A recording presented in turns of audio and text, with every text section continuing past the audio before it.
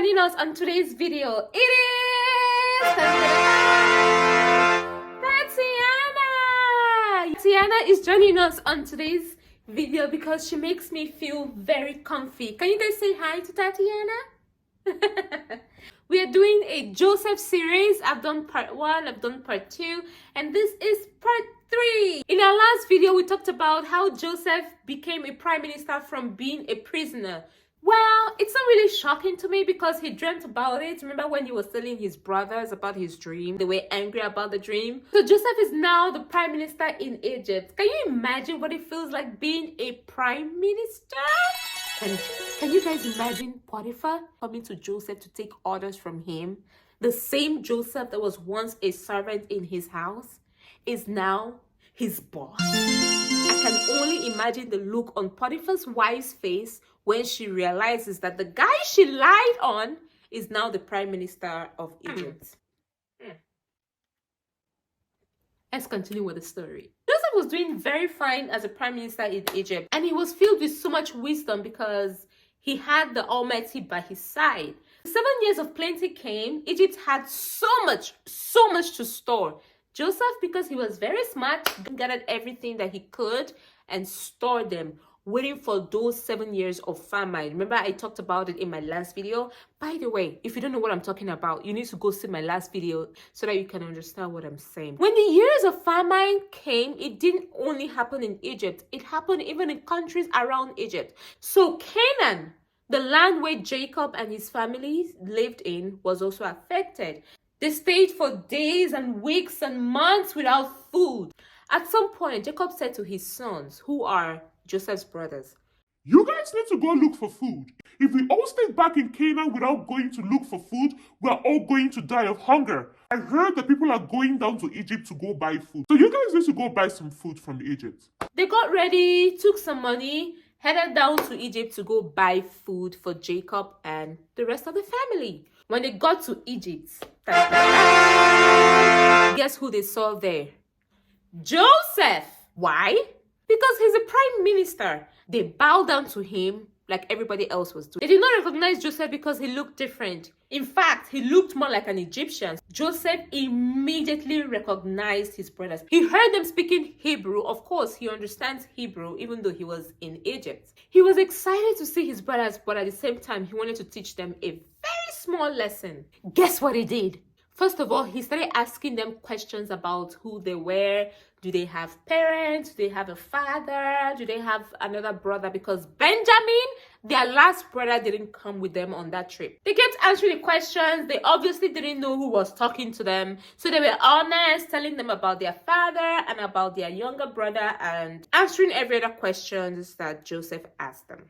When they were done answering the questions, Joseph said to them, "I'm going to sell you guys food, but next time, before you think of coming back here to buy more food, they have to come back with their brother, Benjamin." Who is their last brother. He instructed that the food should be sold to them, but he also did something different. He told the servants to put back their monies in the mouth of the sack. So when they opened their sack or their bags, they would see their money there. His brothers didn't know about this, so they took their bags thinking it was just the food. They set out to go back to Canaan. On their way back to Canaan, they got thirsty and hungry. So they thought about opening up their sacks to get some food and some drink. Immediately, they opened up their sack. Guess what they saw?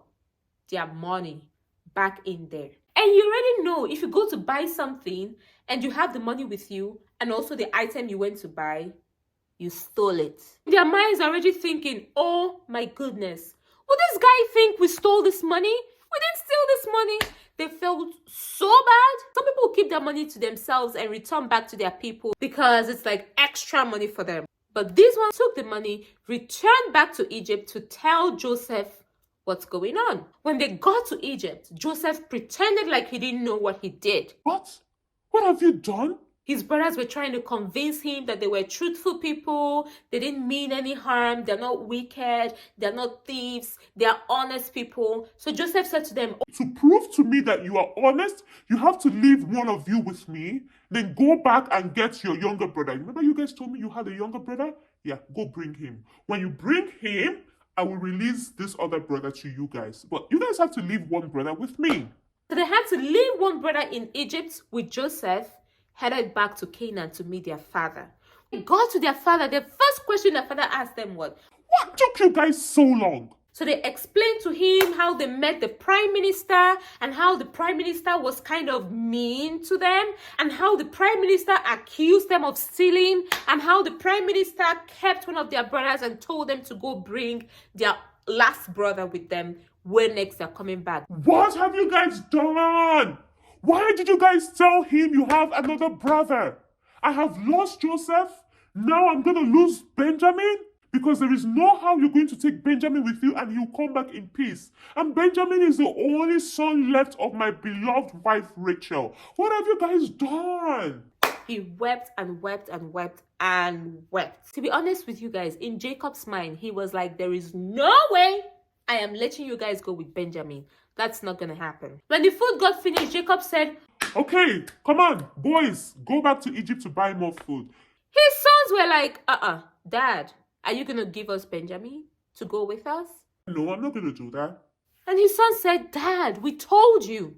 This prime minister guy asked us not to even bother coming back if we don't have Benjamin with us. So if you're not going to let Benjamin go with us, then there's no need going. We're going to stay back and probably die of hunger. They stayed for another week without food. At that point, Jacob was like, Okay, fine, I give up. If you guys don't go back to Egypt to buy more food, we're all going to die of hunger. I'm taking with you, but make sure nothing happens to that boy. Hey, guys, guess what happened?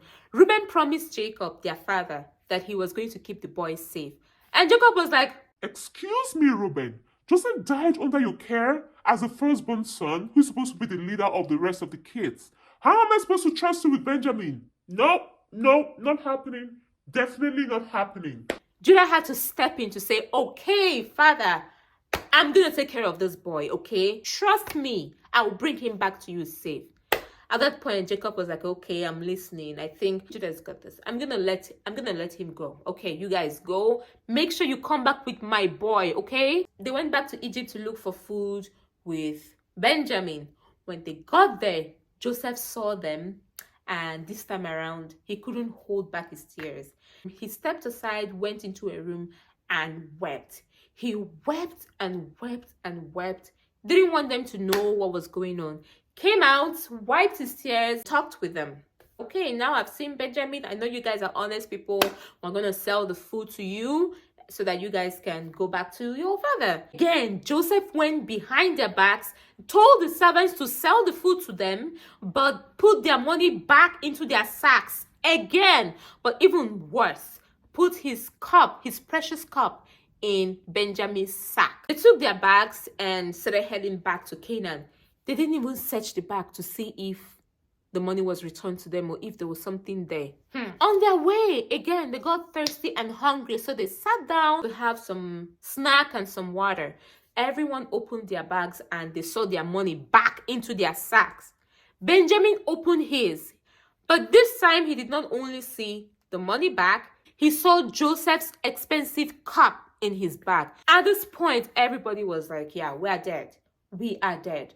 What are we going to say? How do we explain this? This mean prime minister will have to take Benjamin from us because the cup was found in his bag. If that happens, what are we going to tell our dad? Our dad is going to definitely die because he's not going to survive this. What are we going to do? They were in very big trouble. They wept and wept and wept. And after they were done crying, they cleaned up their eyes and headed back to Egypt.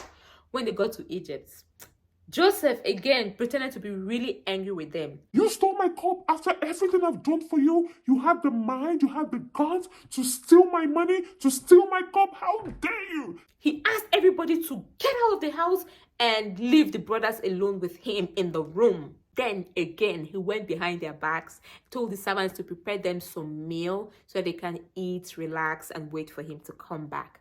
Friends, you can imagine the heartbeat of the brothers pumping so fast. Oh my goodness.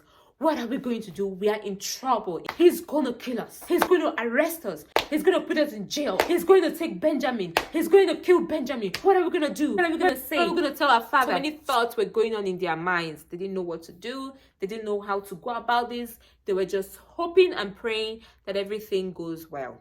At the end of the day, Joseph goes back home to meet his brothers.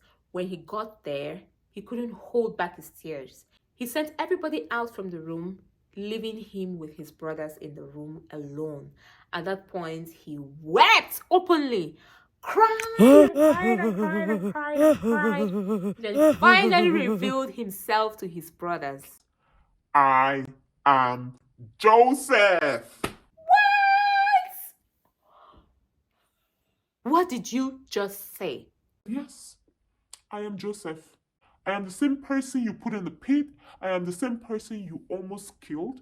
I am the same person, the same Joseph you guys sold to strangers. I am he. I am alive. I am well. And I am the prime minister in Egypt. We are so sorry. They bowed down. They lay down on the floor, crying and begging. We are so sorry for what we did. We regret our actions. We didn't mean to do that. They kept begging Joseph because they felt Joseph would say, "Time for revenge. I'm going to do to you guys all that you did to me. In fact, I'm going to kill you guys for trying to kill me." But Joseph had no plans to do that. Now tell me, if you were in Joseph's shoes, what were you going to do? Don't worry, guys. I'm not going to do anything to you guys. Don't worry about it. The Almighty actually planned this thing this way.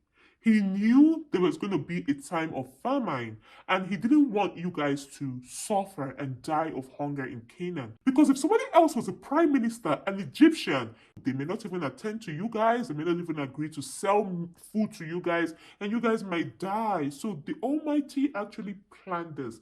Don't worry, I am not angry. I'm actually grateful that everything happened this way.